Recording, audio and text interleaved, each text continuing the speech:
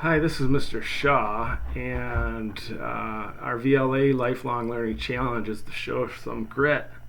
It's March Madness, and I used to coach basketball. There were many times which I would have had players that were not the greatest or most technically skilled players on the floor over players with more talent.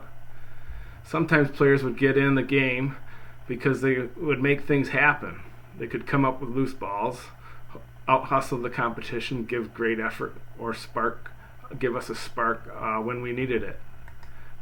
Sometimes the individuals were just competitive. They were gamers. Sometimes they were gritty. They would run through a brick wall for the team, bring that never quit attitude, and I could rely on certain individuals to perform well.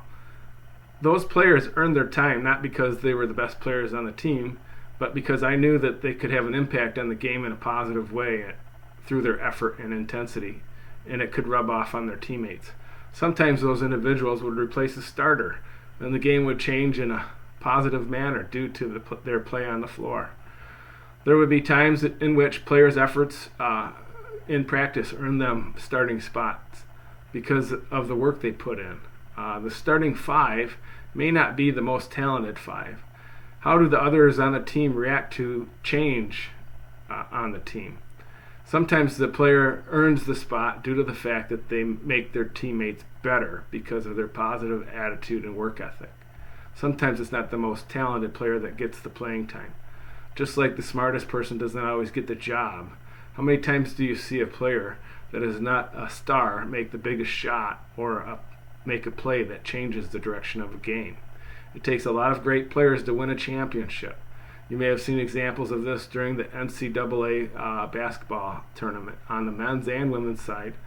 It seems like every year players can make amazing plays through hustle, grit, determination, and games can be decided by a single play or player.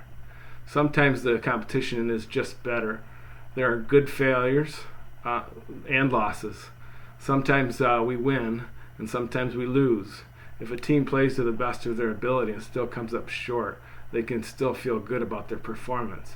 There are many lessons from sports. Just watch and reflect on how teams handle wins and losses at the NCAA basketball tournament. Only one team wins each year.